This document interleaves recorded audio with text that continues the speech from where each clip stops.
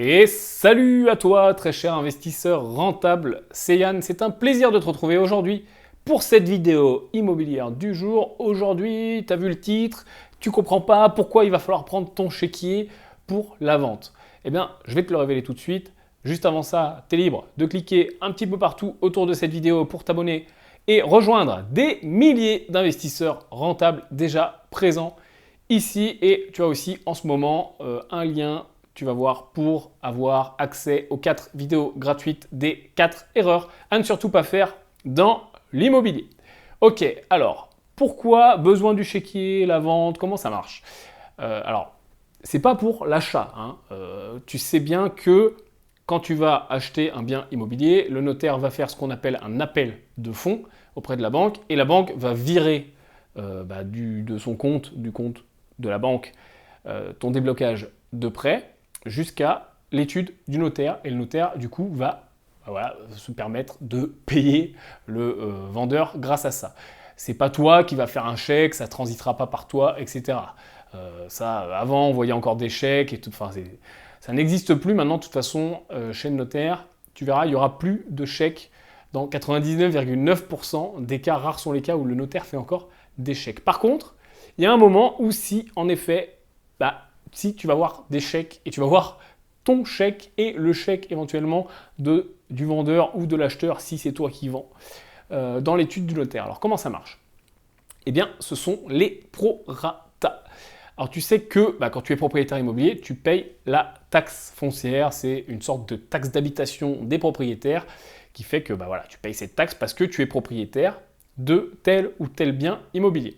Sauf que cette taxe est due par année calendaire, c'est-à-dire qu'elle court du 1er janvier au 31 décembre. Et qui doit la payer? Eh bien, c'est la personne qui est propriétaire, alors la personne ou l'entreprise, la société, peu importe le montage, la personne qui est propriétaire au 1er janvier de l'année. Alors tu vas me dire, ok, mais si j'achète le 1er juillet, eh bien si tu achètes le 1er juillet, ton vendeur qui était propriétaire au 1er janvier, eh bien c'est lui qui doit payer la taxe foncière. Enfin, disons plutôt que la taxe foncière est à son nom. Mais en général, ce qu'on fait chez le notaire, c'est qu'on te propose deux solutions.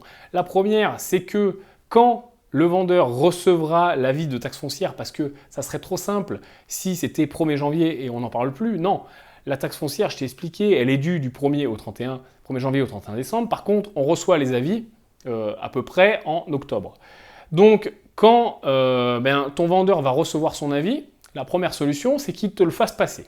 C'est-à-dire qu'à la vente, il ne se passe rien, et quand il le reçoit, il te le fait passer, et tu payes, et après, il te rembourse. Enfin, ça va être un micmac. Alors, il y a des vendeurs qui disent « Ok, alors attends, moi tu payes maintenant, et après, moi je te fais passer l'avis, on se rappelle, et on vérifie, et on décide des prorata. » Non. Moi, vraiment, ce que je te conseille de faire, vraiment la solution qu'il faut que tu imposes, c'est qu'on fasse les prorata le jour de la vente.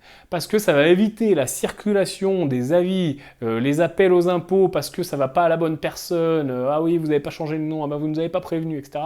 Oh là là, en plus, le temps que les ventes soient publiées, alors, en fait, tu sais que quand tu fais une vente ou un achat immobilier, ça part à la publication, ce qu'on appelle le service de la publicité foncière. C'est un service qui recense tous les ventes et les achats qui se passent et qui publie ça et qui les inscrit, qui les archive, si tu veux, dans une espèce de registre où on va pouvoir suivre qui était propriétaire à telle date et puis à telle date et puis à telle date et puis qui va délivrer les attestations qui disent que ok, c'est bon, c'est toi qui es propriétaire, c'est ton nom.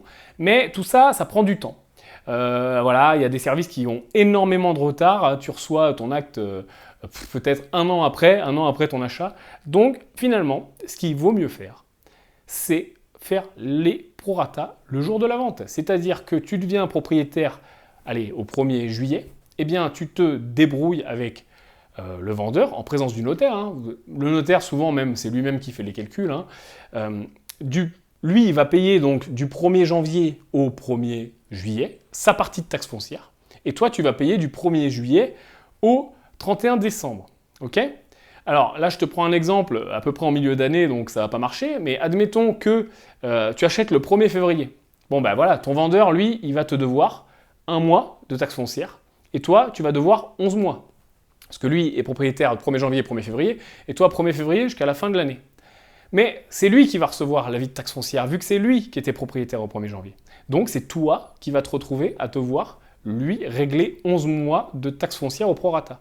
Comme ça, quand lui va recevoir son avis de taxe foncière, il n'y a pas d'histoire de « je t'appelle, on se cale, on réfléchit, on se fait des chèques ». Non, tu l'as payé le jour de la vente, enfin le jour de ton achat pour le coup, hein, le jour de la vente pour lui, tu as payé ta part de taxe foncière, terminé. Et le temps que les publications se mettent en place, que les impôts soient au courant, que c'est toi le nouveau propriétaire, etc., l'année suivante, tu recevras ton avis à toi de taxe foncière, bien comme il faut, avec le bon nom, ton nom à toi, etc. Et il n'y aura pas d'histoire de retrouver les gens, d'appeler le notaire, appeler l'étude, appeler le vendeur. C'est toujours un micmac pas possible. Donc vraiment, vraiment, vraiment, ne fais pas circuler les avis de taxe foncière, demande les prorata. Alors ça peut être favorable comme ça peut être défavorable. Si tu achètes, là on l'a vu en début d'année, en effet tu vas devoir beaucoup de taxes foncières au vendeur, donc tu vas faire un plus gros chèque. Et si tu achètes en fin d'année, ça va être l'inverse. C'est le vendeur qui va devoir beaucoup de taxes foncières, donc tu vas faire soit un tout petit chèque, soit pas de chèque du tout. Tu vois. Enfin, ça va se gérer comme ça au prorata. Ensuite, il y a une deuxième chose qui va pouvoir se gérer au prorata. Donc c'est pour ça déjà qu'il faut que tu penses à prendre ton chéquier. Parce qu'il va y avoir des chèques de régularisation qui vont pouvoir se faire d'une partie et de l'autre. Parce qu'il y a aussi autre chose qu'on peut régulariser. Si le bien est loué, si tu achètes un bien avec un locataire dans les lieux, peu importe que ce soit juste un appartement ou un immeuble entier, c'est pareil. Il y a un ou des locataires dans les lieux, et les locataires payent un loyer. Donc déjà, ce qui va se passer, premièrement, c'est que tu vas devenir titulaire de leur bon. Il y a un transfert de bail qui va se passer du fait que tu deviennes propriétaire. Donc ça, il n'y a aucun souci. Et ton notaire va notifier les locataires que tu es le nouveau propriétaire. On vérifie bien avec lui, mais pareil, dans la grande majorité des cas, les notaires le font automatiquement, c'est-à-dire qu'ils vont envoyer un courrier à tous les locataires en leur disant, voilà, le nouveau propriétaire c'est monsieur machin, toi, donc maintenant c'est à lui que vous devez payer le loyer par tel moyen, compte bancaire, etc. Enfin bref, la petite lettre du notaire qui va bien. Toi, tu vas devenir donc automatiquement titulaire des baux, mais si tu achètes en cours de mois, admettons que tu achètes le 10 du mois, le propriétaire actuel, celui qui te vend, lui, il va avoir droit au loyer, entre guillemets, du 1er au 10, et toi, du 10 au 30. Donc, il va y avoir aussi des prorata qui vont se faire. Peut-être que tu vas lui devoir de l'argent, peut-être qu'il va te devoir de l'argent, etc. Parce qu'il n'y a pas que ça. À la rigueur, les prorata, s'ils sont arrêtés au bon moment, ça va le faire. Mais il y a aussi les dépôts de garantie. Ce qu'on appelle souvent vulgairement la caution, les dépôts de garantie. C'est-à-dire la somme que donne le locataire quand il rentre dans les lieux pour garantir les lieux. Donc c'est souvent 1 mois de loyer en location nue et ça peut être jusqu'à 2 mois de loyer en location meublée, 1 ou 2 mois. Ces dépôts de garantie, c'est le propriétaire actuel qui les détient, ok, on est d'accord. Mais la personne qui doit rendre les dépôts de garantie, la caution, quand le locataire s'en va et qu'il n'a rien cassé dans l'appartement, tu dois rendre ce dépôt de garantie, ça sera la personne qui sera propriétaire au moment où le locataire s'en va. Et donc du coup, ça sera toi. Donc, encore une fois, le vendeur actuel doit te rétrocéder les dépôts de garantie. Donc tu comprends? Donc tout ça, ça va pouvoir se compenser. Si toi, tu dois, je ne sais pas, 500 € de taxe foncière, mais lui, il te doit 400 € de dépôt de garantie, il n'y aura plus que 100 €.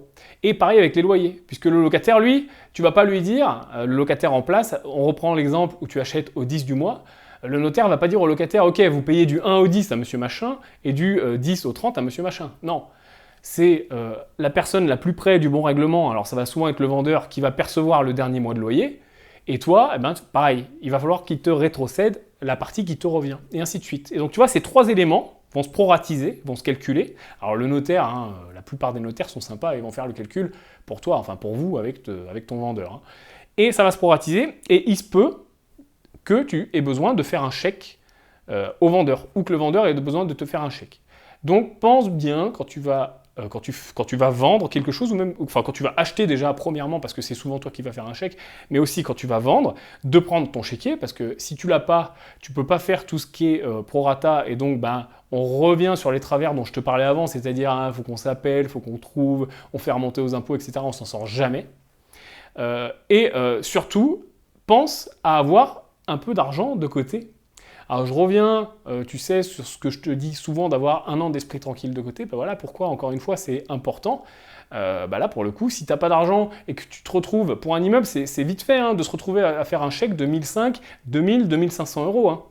Donc si tu n'as pas anticipé qu'il fallait que tu fasses un chèque de 2005 le jour où tu achètes, eh ben, tu vois, tu peux vite te retrouver à serrer les fesses, à être un petit peu trop juste par rapport à ton montage, etc. Et ça la fout mal de redemander une rallonge à sa banque juste pour payer les prorata, ou parce qu'on s'est mis à découvert avec les prorata. Donc pense bien à anticiper ça pour tes ventes et surtout pour tes achats, ça sera important pour toi. Si cette vidéo t'a aidé et si tu l'as aimé, eh bien apporte ton pouce à l'édifice et puis je te retrouve très bientôt. Tu es sur la chaîne des investisseurs rentables et à plus.